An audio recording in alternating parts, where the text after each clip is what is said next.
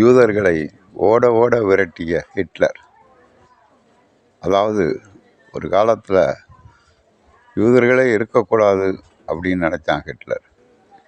ஆனால் இன்னைக்கு யூதர்களை உலகமே ஒன்றும் செய்ய முடியாத அளவுக்கு யூதர்கள் வளர்ந்திருக்கிறார்கள். பிறர்க்கு இன்னா முற்பகல் செய்யின்,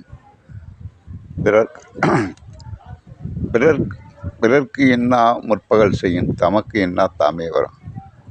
அதாவது நம்ம ஒரு வலிமை உள்ளவன்னு அவனை ஓட ஓட அடித்து வரணுமே, அது ரொம்ப காலம் இல்லைடா, பிறகு நமக்கும் அதே நிலைமை வரும் அப்படிங்கிற திருவள்ளுவருடைய சிந்தனை இன்றைக்கு இஸ்ரேல் ஈரான் உடைய போர் காட்டுகிறது. இஸ்ரேல் பாலஸ்தீனம் போன்ற போர்கள் நமக்கு உண்மையை வலியுறுத்துகிறது.